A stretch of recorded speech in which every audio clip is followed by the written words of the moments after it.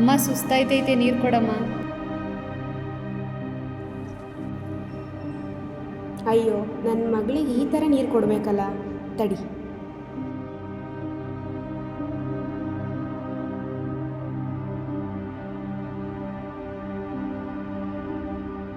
ತಗೋ ಮಗಳೇ.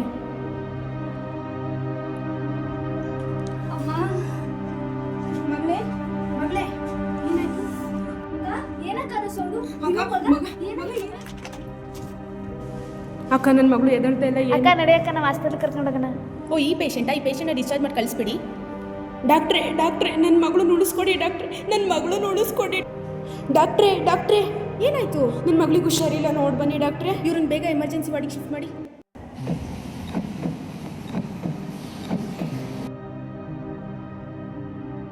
ಓ set, come fast.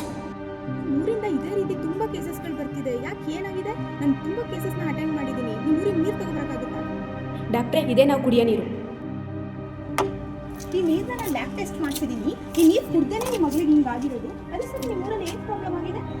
ಯಾಕೆ ಹೇಳ್ತೀರಾ ಮೇಡಮ್ ಅವರೇ? 5 ರಿಂದ 10 ವರ್ಷದಿಂದ ನಮ್ಮ ಊರಲ್ಲಿ ಒಂದು ಫ್ಯಾಕ್ಟ್ರಿ ಓಪನ್ ಮಾಡಿದ್ರು. What A beautiful place. Yes ma'am, I like it. ನಾನು ಇಲ್ಲೇ ಇಂಡಸ್ಟ್ರಿ ಕಟ್ಟಬೇಕು, ಎಲ್ಲ ಡೆಮಾಲಿಷ್ ಮಾಡಿಸ್ಬೇಡಿ ಮ್ಯಾಮ್. ಇಲ್ಲಿ ರೂರಲ್ ಪೀಪಲ್ಗಳಿರ್ತಾರೆ, ತುಂಬ ರಿಸ್ಕ್ ಆಗುತ್ತೆ. ನಾನು ಹೇಳಿದ ಕೆಲಸ ಮಾಡಿರಿ.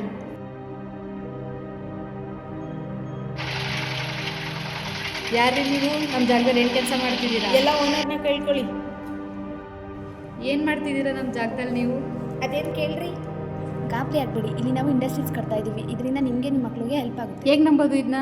ಇಲ್ಲಿ ನಾವು ನಿಮಗೆ ಕೆಲಸ ಕೊಡ್ತೀವಿ. ಕೆಲಸ ಎಲ್ಲ ಚೆನ್ನಾಗಿ ನಡೀತಿದೆಯಾ? ಇಷ್ಟೆಲ್ಲ ಈ ನೀರು ಹೆಲ್ತಿಗೆ ಒಳ್ಳೇದಂತೂ ಅಲ್ಲ. ನೀವು ಹಿಂಗೆ ಈ ನೀರು ಕುಡಿತಿದ್ರೆ ಮಾತ್ರ ಎಲ್ಲರೂ ಜೀವ ಕಳ್ಕೊಬೇಕಾಗುತ್ತೆ. ಇದು ನೀವು ಆರೋಗ್ಯ ಇಲಾಖೆಗೆ ಏನಾದರೂ ಇನ್ಫಾರ್ಮ್ ಮಾಡಿದ್ದೀರಾ? ಮೇಡಮ್, ನಮ್ಮ ಊರಲ್ಲಿ ಫ್ಯಾಕ್ಟ್ರಿನ ಓಪನ್ ಮಾಡಿಸಿ, ಇಂಥ ಮಕ್ಕಳಿಗೆಲ್ಲ ತುಂಬ ತೊಂದರೆ ಆಗ್ತಾ ಇದೆ. ಏನಾದರೂ ಮಾಡಿ ಫ್ಯಾಕ್ಟ್ರಿನ ಮುಚ್ಚಿಸಿ. ಹೋಗ್ರಿ ದಿನ ಇಂಥ ನೂರು ಸಮಸ್ಯೆಗಳನ್ನ ನೋಡ್ತಾ ಇರ್ತೀನಿ. ನಿಮ್ದನ್ನ ನೋಡ್ಕೊಂಡು ಕೂತ್ಕೊಳ್ಳೋಕ್ಕಾಗಲ್ಲ ನನಗೆ. ಇಷ್ಟೆಲ್ಲ ಆಗಿತ್ತು ಡಾಕ್ಟ್ರೆ. ಇಷ್ಟೆಲ್ಲ ಆಗಿದೆಯಾ? ಅವ್ರು ಕೂಡ ರೆಸ್ಪಾನ್ಸ್ ಮಾಡ್ತೀವಾ? ನೀವೀಗ ನಿಜ ಇದೇ ನೀರು ಕುಡಿತಾ ಇದ್ರಿ ನಿಮ್ಮ ಊರೇ ಸರ್ವನಾಶ ಆಗೋಗುತ್ತೆ. ಈಗ ನಿಮ್ಗಿರೋದು 2 ಆಪ್ಷನ್. ಒಂದು, ನೀವು ಊರು ಬಿಡಬೇಕು, ಇಲ್ಲಾಂದರೆ ಆ ಫ್ಯಾಕ್ಟ್ರಿನ ಬಿಡಿಸ್ಬೇಕು. ನಾವಂತೂ ಊರು ಬಿಡಲ್ಲ ಡಾಕ್ಟ್ರೆ.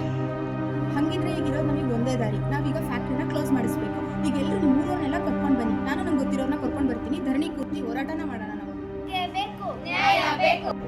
150ಕ್ಕೂ ಹೆಚ್ಚು ದಿನಗಳಿಂದ ನಡೆಯುತ್ತಿರುವ ಹಲವು ಗ್ರಾಮಗಳ ನೈಜ ಘಟನೆ ಇದು. ಇಂದು ಪರಿಸರ ಉಳಿಸದಿದ್ದರೆ ನಾಳೆ ಜೀವ ಸಂಕುಲಗಳಿಲ್ಲದೆ ಸ್ಮಶಾನವಾಗುತ್ತದೆ.